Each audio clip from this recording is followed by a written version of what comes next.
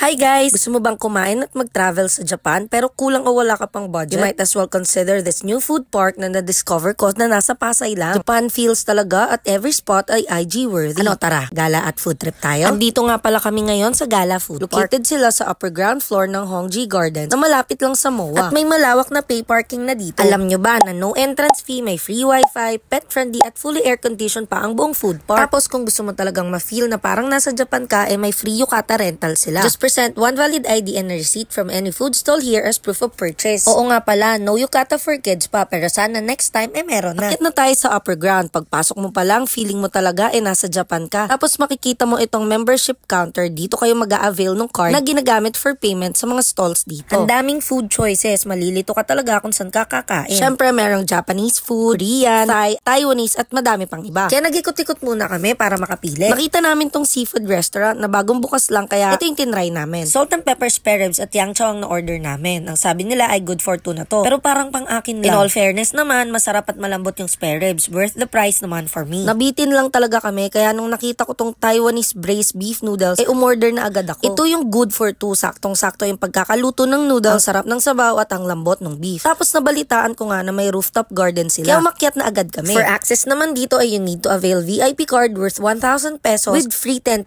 So total mo is 1,100 na. Consumable naman to sa mga food stall dito sa taas. Ang ganda at ang lawak ng area. Ang daming pwedeng pagpicturan. Totoo nga yung chismis, very Instagrammable. Ang ganda din niya kahit sa gabi, ang aesthetic ng vibes. Ihaw-ihaw naman ang available dito. Umorder kami ng squid. Nothing special pero masarap yung sawsawan. Kumuha din kami ng dynamite. Good thing is hindi siya masyadong maanghang. May Taiwanese sausage din, mango shake for me at 2 Asahi beer for B-boy. Para very Japan daw ang atake. After namin bumaba na kami para bumili ng pasalubong for our kids. Takoyaki, egg tarts at yung sausage. Kung ako sa inyo, ilagay nyo na sa listahan nyo ng pasyalan itong Gala Food Park. For sure, mabubusog at ma-enjoy ang buong pamilya. Ayun lang, bye-bye!